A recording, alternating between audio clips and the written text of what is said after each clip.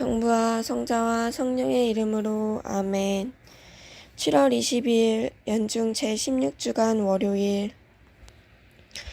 저의 주님, 저의 하느님, 당신께서 이곳에 계시며 저를 보시고 제 말씀을 들으심을 굳게 믿습니다.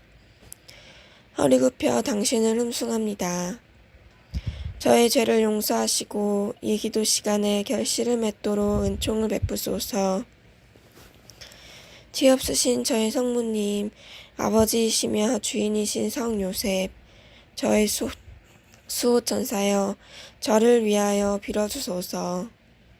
마테오복음 12장 38절에서 42절까지의 말씀입니다.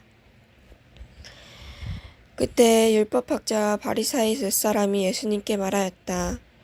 스승님이 일으키시는 표징을 보고 싶습니다. 그들은 기적이나 표식을 요구합니다. 그러나 예수님께서는 자신의 죽음과 부활에 대해 말씀하시면서 응답하십니다. 부활은 그분이 하느님이며 그분의 사명이 신성하다는 궁극적 증거입니다. 주님, 당신을 이미 믿기 때문에 나는 증거가 필요하지 않습니다.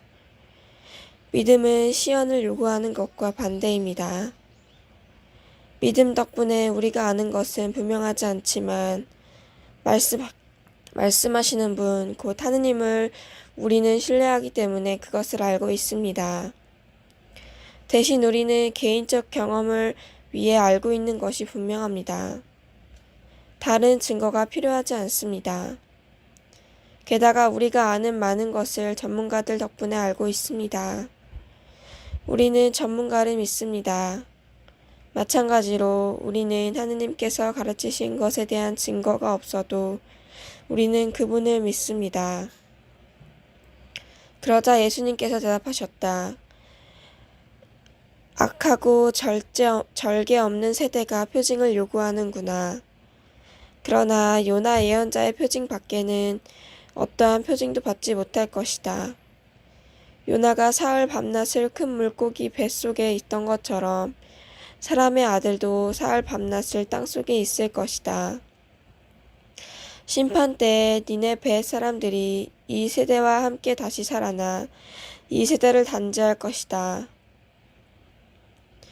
그들이 요나의 설교를 듣고 회개하였기 때문이다. 그러나 보라, 요나보다 더 큰 이가 여기에 있다. 예수님이 표적과 지혜는 보고 싶은 사람들에게 분명합니다. 그의 생애와 설교는 회심을 불러일으켰지만 일부 청취자들은 기꺼이 변화하고 싶지 않았기 때문에 이해하지 못했습니다. 명백한 표징들을 요구하는 사람은 믿고 싶지 않다는 것을 나타냅니다. 믿는다는 것은 무언가를 약속하는 사람을 믿는 것을 의미합니다. 우리가 배우고 개종할 의사가 없다면 성령께서는 우리를 가르치지 않습니다. 니네베 사람들은 외국인이었지만 개종했습니다. 오히려 일부 이스라엘 사람들은 이해하기를 원하지 않았습니다. 우리는 여러 해 동안 주님을 섬겼지만 영적 형성을 받기 위해서는 좋은 성향을 가져야 합니다. 우리는 끊임없이 아이들처럼 되어야 합니다. 심판 때에 남방 여왕이 이 세대와 함께 되살아나 이 세대를 단죄할 것이다.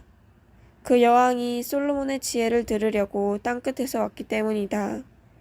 그러나 보라, 솔로몬보다 더 큰 이가 여기에 있다. 남방 여왕은 참 지혜를 인식하는 법을 알고 있었습니다. 대신 우리는 때때로 형성이나 교리를 받으면서 관심이 없습니다. 형성수단, 수업, 세미나, 회의 등은 우리에게 초자연적인 지혜를 줍니다. 같은 정신으로 우리는 성인들과 교사들이 지혜로부터 배우기 위해 영적인 책을 읽어야 합니다. 요즘 내가 무슨 영적 독서를 하는가? 내가 내용에 주의를 기울이는가? 니네베 사람들은 도움이 되는 전과 전파 활동을 잘 알아들였습니다. 내가 설교에서 무엇을 기대하는가? 목표는 재미가 아니라 영적인 삶에서 우리를 돕는 것입니다. 신앙생활의 목표는 기분이 좋은 것이 아니라 요즘 나를 위한 하느님의 뜻을 성취하는 것입니다. 그러므로 각자는 자기의 경우에 전파활동을 적용해야 합니다. 그것이 흥미롭게 만드는 것입니다. 예수여, 나는 설교와 영적 독서와 형성의 수단으로 당신의 지혜를 발견하고 싶습니다. 효과적으로 형성을 돕도록 도와주십시오.